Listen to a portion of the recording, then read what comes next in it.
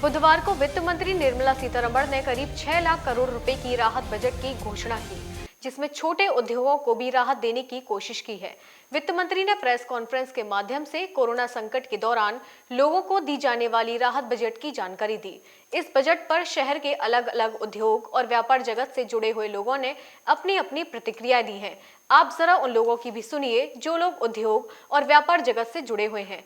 उनका भी क्या कहना है वित्त मंत्री के इस बजट पर।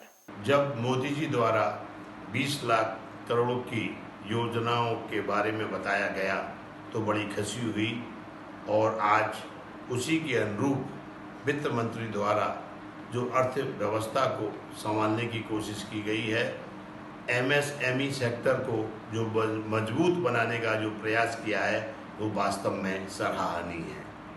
इससे देश की अर्थव्यवस्था में जो गर्त में जा रही थी उसमें सुधार आएगा, रोजगार उपलब्ध होंगे, साथ ही जो सूक्ष्म लघु व मध्यम जो उद्योग हैं उनको 45 दिन के अंदर सारे बिलों का भुगतान करवाना, बैंकों द्वारा अतिरिक्त कर्ज बगैर कोलेटरल सिक्योरिटी के उपलब्ध कराना, ई टेंडरिंग 2,000 करोड़ तक की स्थानीय लोगों को मिलेंगे, इसका प्रावधान करना स्वागत योग्य है। हम वित्त मंत्री के कदम का स्वागत करते हैं। भारत के प्रधानमंत्री श्री नरेंद्र मोदी जी ने जनता की, व्यापारियों की एवं हिंदुस्तान के सभी नागरिकों की तकलीफ़ों को देखते हुए इस कोरोना वायरस के तहत जो लॉकडाउन में व्यापार धंधे, मजदूरों की मजदूरी, इसके तहत 20 लाख करोड़ के पैकेज की घोषणा करी थी। इसको आज वित्त मंत्री हमारे देश की उन्होंने वाइब्रिकेट करके उसको अलग अलग सेक्टर में बताया है कि किस किस सेक्टर में कितना कितना पैसा कैसे कैसे दिया जाएगा। एज ए व्यापारी होने के नाते, व्यापार मंडल का अध्यक्ष होने के नाते जितना मैं समझ पाया हूँ वो सिर्फ और सिर्फ हम लोगों को लॉलीपॉप दिया गया है। हमारे को सहायता पैकेज ना देके, राहत पैकेज ना देके एक लोन पैकेज बना दिया है।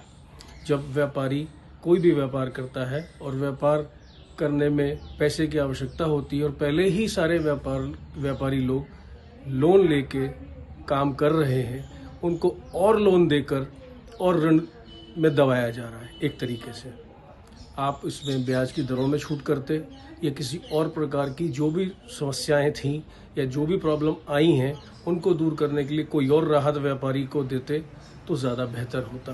तो वैसे हम लोग आशा लगा के बैठे हुए थे कि निश्चित रूप से वित्त मंत्री जी के द्वारा जो है जो घोषणा की जानी है, कहीं ना कहीं व्यापारियों के हितों में भी कोई ना कोई घोषणा होंगी।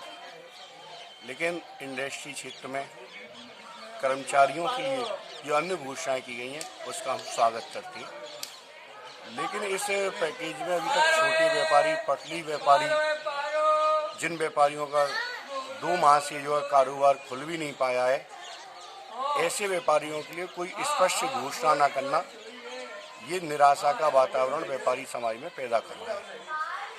और वित्त मंत्री जी के द्वारा व्यापारियों के लिए कोई स्पष्ट घोषणा अभी तक जो नहीं की गई है, इससे निश्चित रूप से व्यापारी समाज में निराशा का वातावरण है। कोरोना संकट काल में जो देश पर गंभीर खतरा मंडराया हुआ है, उससे लड़ने के लिए भारत के प्रधानमंत्री श्री नरेंद्र मोदी जी ने 2 दिन पहले अपने संबोधन में राष्ट्र को बताया था कि वो एक 20 लाख करोड़ रुपए की बड़ी रकम का पैकेज, आर्थिक पैकेज देश को देने वाले हैं।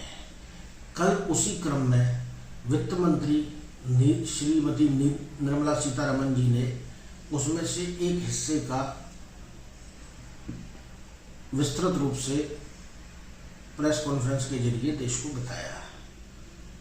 जो कुछ उम्मीद थी देश के व्यापारियों को, नौकरी पेशा लोगों को, मजदूरों को, वैसा कुछ भी इस वित्तीय पैकेज में अभी तक देखने को नहीं मिला है।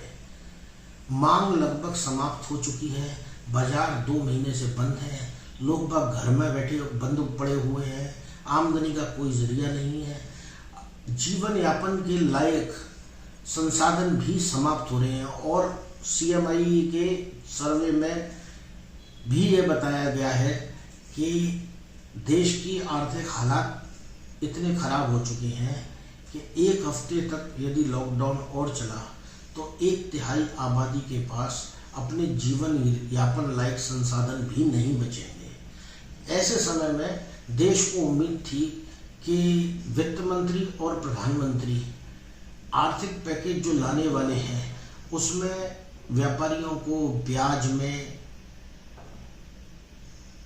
स्टाफ की तनख्वाह के खर्चे के रूप में जो भार पड़ रहा है उसमें कुछ राहत देंगे, राशि प्रदान करेंगे। लेकिन अभी तक इस दिशा में पूरी तरह बाजार निराश ही हुआ है। अब भी वक्त है कि आज या कल में जो भी बचा हुआ पैकेज घोषित हो उसमें व्यापारियों के, नौकरी पेशा लोगों के, मजदूरों के हितों को ध्यान में रखते हुए इनके खातों में सीधा पैसा पहुंचाया जाए, क्योंकि अधिकांश व्यापारी अपने यहाँ कार्यरत कर्मचारियों को तनख्वाह देने की स्थिति में नहीं है।